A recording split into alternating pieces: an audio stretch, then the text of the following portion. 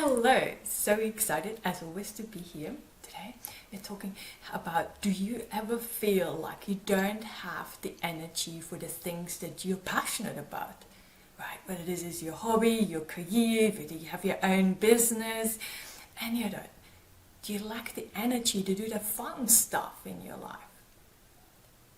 You know, and this can sometimes be hard to admit, right? If you're a little bit like me. I had a very busy kind of life, but on the outside everything looked like really good, like I was successful, I was doing all these things and people were really looking up to me, you know, my friends thought I was successful, but I knew on the inside, and perhaps that's you too, it's like pushing this big heavy rock uphill, right?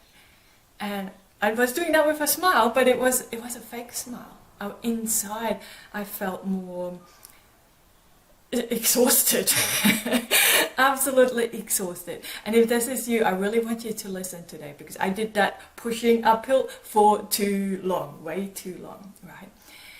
Let me ask you, in the morning when you're waking up, when that alarm goes off, how do you feel? Do you wake up feeling tired, wishing that you could sleep a few more hours? You know, I'm not saying that we have to jump out of bed, enjoy and things like that, but we want to wake up and feeling energized, like recharged. Do you feel recharged when you wake up? No. There was times where I wasn't, right? And that in itself is we really want to have a look at. And if you like me, when we're very busy, I just geek out on all the stationary stuff, right? I like them because they help me to be efficient and productive in the day. Perhaps you're a bit more techy and you have some apps to help you with those kind of things. So I was really busy throughout the day. And then what happens to you at the end of the day? When you're looking back, do you actually feel a sense of accomplishment, a sense of, oh wow, I did a great job today? You're feeling kind of satisfied. Or you do get to the end of the day and it's like you're just too tired and you're going home and it's, again, you're not having the energy to have fun stuff. It's actually even hard to just stay present for the people that you actually care about and love, your family, your children, and your friends, right? And you know, when we're that busy, we have to be very structured. And I remember having really set times when I go to the gym or when I'm going to go for that walk, when I'm having some me time, right? It needs to be scheduled in that busy schedule. And does that happen to you that it's your time to go for that beach walk, to have that me time, and on the way there you get that phone call, a person requesting something from you. And of course, the request is urgent, has to happen now, right? So you have to kind of cut out the walk and you have to attend to that, or you feel you have to do that. Do you know why people always call you? Because you always get the things done, right? You get them done when they ask you for it. You're very reliable in that way. That's why people always reach out to you. But let me ask you, what would happen if for some magical reason your phone blows up and you could not attend to that request? You didn't even know about it. What happens for you? And not just an external thing, like what other people would think of you, or how would that play out if you wouldn't answer the question, but the request, but what would happen for you inside? How would you feel in your body? Right? What is that shadow that's going to come up? There's a bit, isn't there? They're very difficult kind of situations to be in, but I was in those shoes. I was that person. I was pushing and doing and doing. I had a job, I was involved in a lot of projects, I was doing a PhD, I was starting my own business, and I just kept pushing and I just thought, oh, it's okay, I'm young, you know, I'm exercising, I'm eating healthy, it's going to be okay, just a little bit longer. Next weekend I'm going to take some time out, right? I keep pushing. Oh, when the PhD is finished, I'm going to take a big break. And I just kept doing it, and I never really took time out to fully recharge my body. And then it just, all of a sudden, it's just like, bang, it happened. I had that nervous breakdown. And let me tell you, that's what people don't tell you about nervous breakdowns. It took me 2 years, 2 long years, it felt forever to get my health back, to get my digestive system functioning again, to get my brain being able to focus and do work again. I had to really cut out everything. I could do nothing for those 2 years. It's 2 long years. I spent a lot of time and money on the different specialists, having MRI scans, neurologists, the vestibular physiologist. I lost my depth perception. It was a real long journey. It was horrible. Right? And in a way, if that happens to you, I could teach you, I could show you the practices and things that I did to help me to get out of this.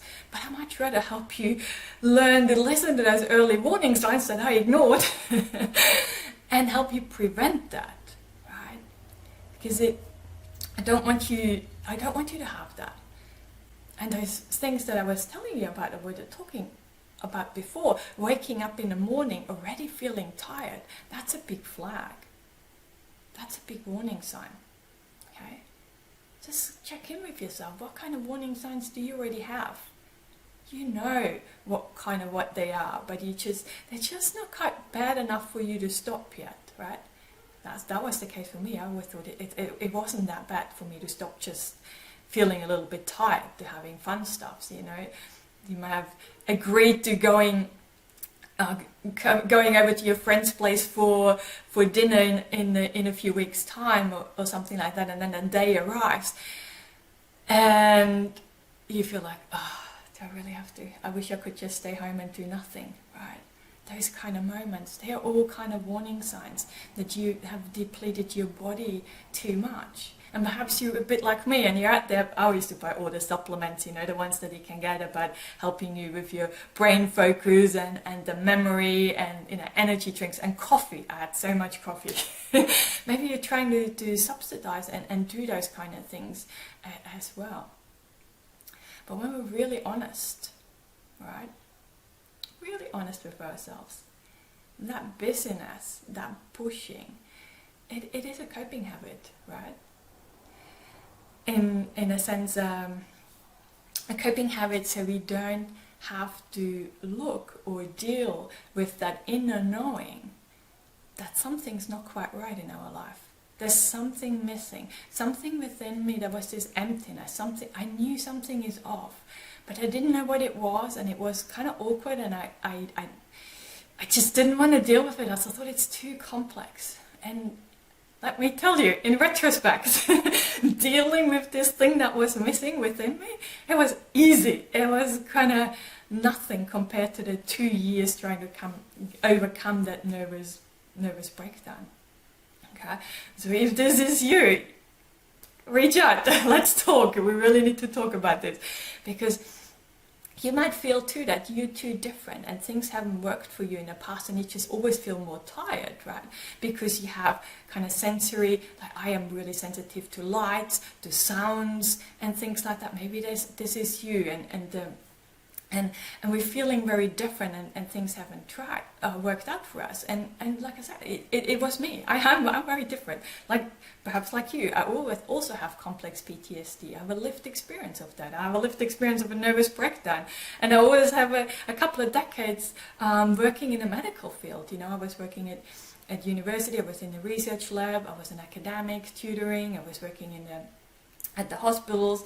So I have that knowledge, and even with that, knowing having the medical background, really being in tune with some of those early warning signs I had, I still ignored them. I had some kind of arrogance about that whole thing, thinking that I'm still too young, you know, it's going to be fine, I'm going to be okay, I'm used to pushing myself, you know, and all these kind of things I was telling myself. There.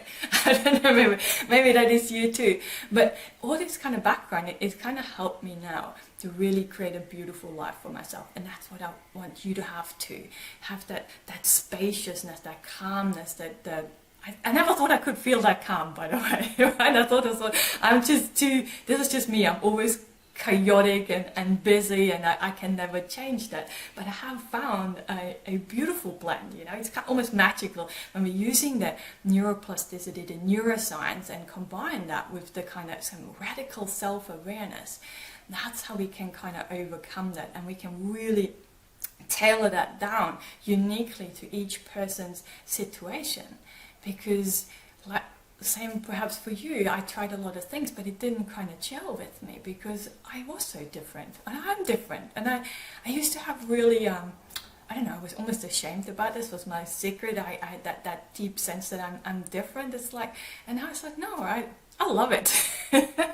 I like being different. I like being creative. I like tweaking things and for myself, and being curious and exploring things. How can I make that work for me? How can I create more calm in my life? How can I, and still be as productive? Because that is what was always really important to me, to be productive, because I can smash things out, you know, I can work really fast, and I like that about me. I like that, and I want to be able to continue to do that, but at the same time I want to have that peace and calm as well in my life. So if that is you, then please reach out. Let's have a talk, because as I said, I don't want you to have that nervous breakdown there. So, but in the meantime, as always, sending you lots and lots of love and rainbows to brighten up the tough times just a little. See you guys. Bye.